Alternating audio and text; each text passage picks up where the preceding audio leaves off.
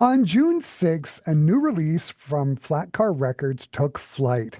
Wings of Adeline, the latest album from Danish-Canadian singer, songwriter, composer, and producer, and all-round creative force, Abon, also known as Lauren Pedersen.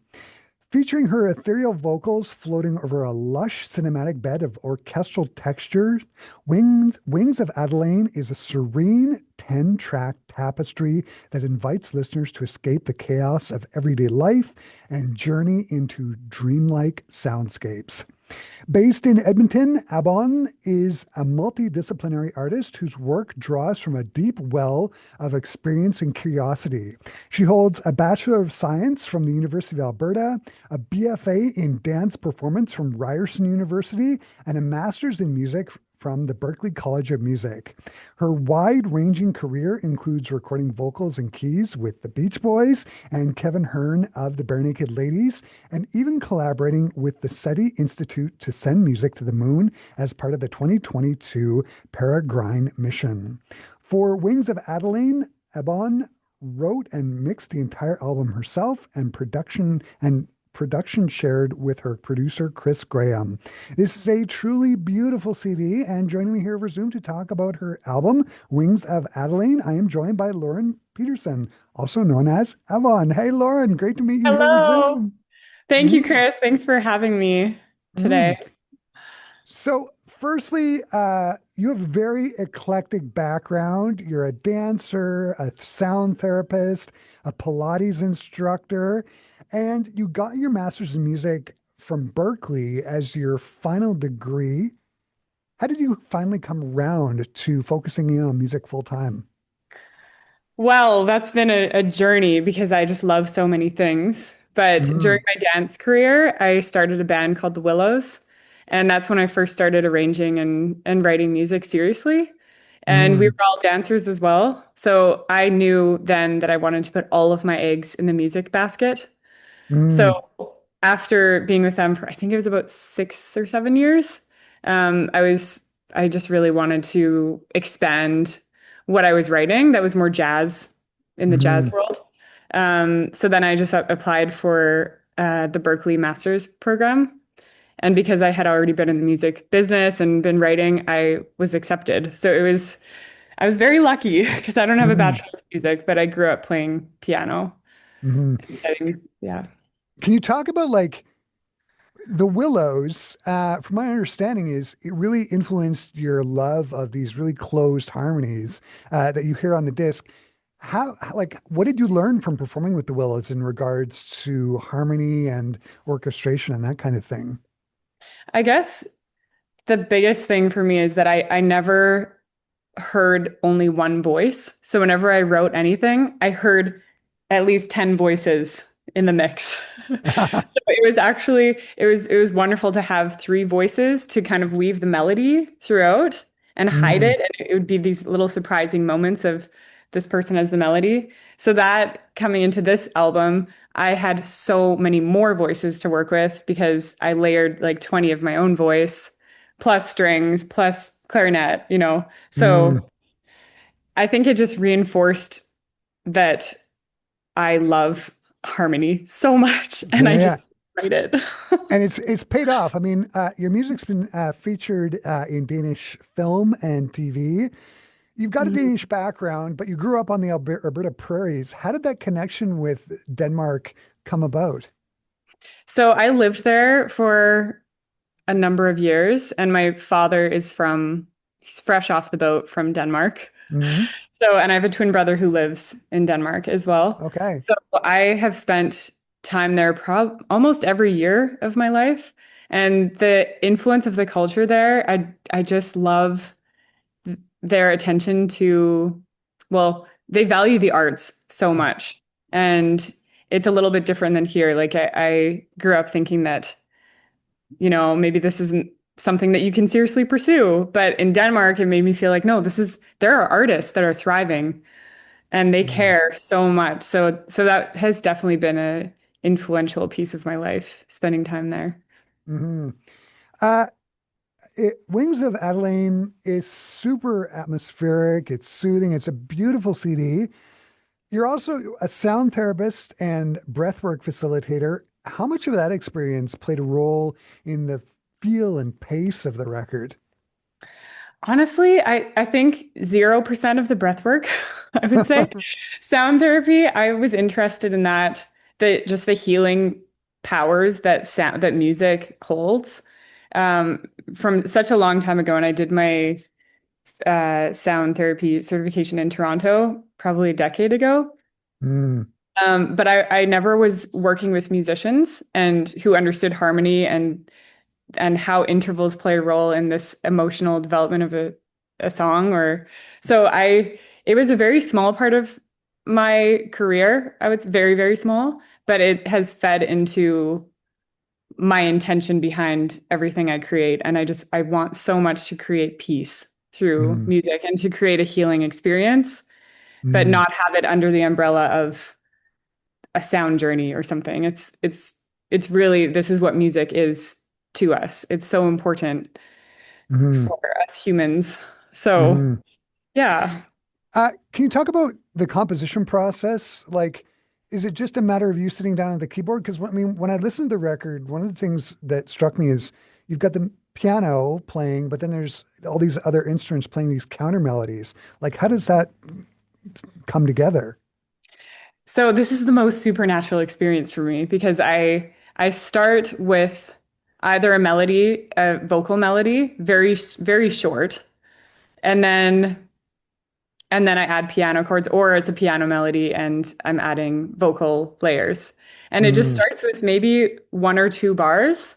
And then I just try to erase all structure and form from my mind and just allow the music to write itself. And I really go into this very surrendered, like open space. And I just let it go. And the next note leads the next note. And right. it's very, yeah, that's how I would describe it as a very supernatural, spiritual experience for me. Mm. So I guess when putting the album together, like, how did you decide, well, I want this melody on the piano, I want to sing this melody, and how and like what melodies would go to the different instruments? Like how did that work? So my whole flow is really starting with vocals and piano, Hmm. and then I add bass and strings come after that, or maybe at the same time. And it's Hmm. almost like I feel like I'm just building a puzzle that I already see the image in my mind, the whole Yeah. thing, even though I could never describe what it would sound or look like. I know it somehow. And it's like every string that comes in, or when I know this violin has to be paired with violin too, or there has to be Hmm. it has to be panned over here to the right and then move to the left. Like it feels like it just has to be that way. Yeah. And it's so frustrating for me when I can't get what it is supposed to be. And then eventually I do, but it's so interesting. Every single song is different. Mm, But it really just guides itself, and there's no amount of technical formality or structure in it. mm. Can you talk about the extra musicians on the record? I mean, you've got strings, as you mentioned. There's a little bit of clarinet, but there's also horn, I think, and some dulcimer as well. Can you talk about the extra musicians that you used on the album? Yes, so there's a string quartet from Edmonton, and then I also have a few string players from Australia and Toronto on there. So it's a very globally diverse group. And I also have the Persian dulcimer player he's also from Edmonton. And I actually did not know about this instrument before this album. And then found that, oh, my producer actually said that there is a Persian dulcimer player here in the city. Yeah. So I gotta weave that in somehow because it added so much magic and kind of fairy tale Mm. twinkles to the tracks. So, and then I have a clarinet player who plays at the Edmonton Symphony Orchestra, Mhm. um, and then trumpet as well from Edmonton. So, or sorry, French horn, not trumpet, French horn. So, and then I layered those so it sounds like there's more of a group of them, but it's Mm. it's two or three different parts for each. Mhm. Yeah, I Yeah. mean, one of the things that when I was listening to it, one of the things that struck me is the production. I'm super interested in the production process.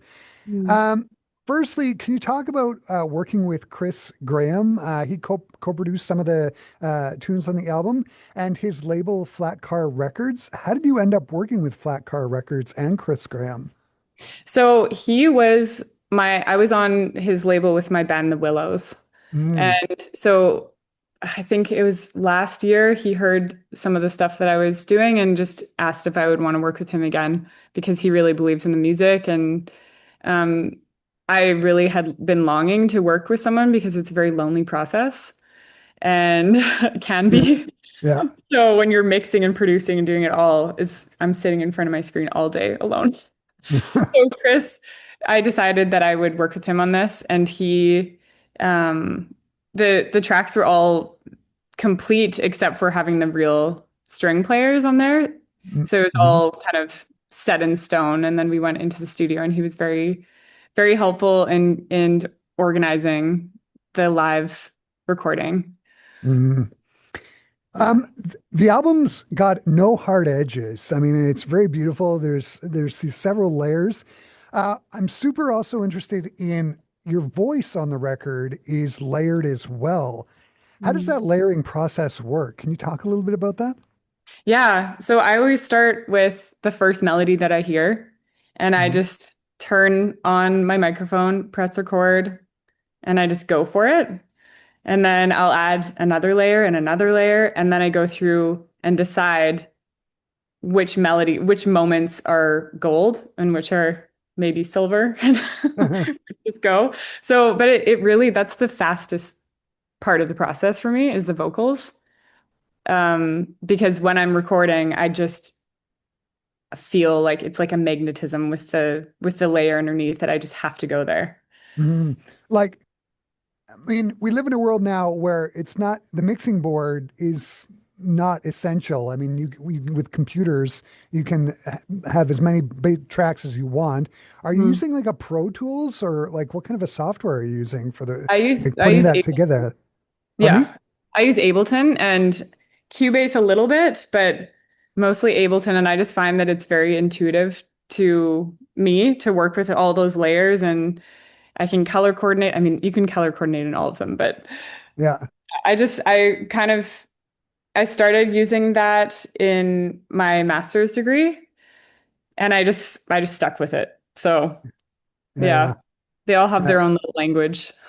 but then, yeah, I mean, you've got the layers, your vocal layers, but then you've got the layers of the instruments, the string instruments, and the winds, et cetera, and then you've got the piano underneath, and it creates this really lush effect. It's beautiful. And Mm, I can tell you that whole process of I would have like 100 layers in each session or more. yeah, And it's like you have to enter another dimension to remember what you did to this instrument that will also affect this instrument down here. And yeah, it's yeah. it's it's definitely a brain. It's like playing chess 10 times at the same time. Uh, Wings of Adeline is just gorgeous. It's perfect music to just sit and chill and forget about the chaos of the day. What do you hope listeners are going to take away from the album when they're listening to it? So this album is really my prayer for them to feel peace. And that's ultimately my intention when I was writing this for each song was that I would create a warm blanket of Mm, cozy sound vibrations that they could just enter a place of peace and um and feel whole. And that's really that really weaved through everything. And my artist name actually means a prayer in Danish, mhm.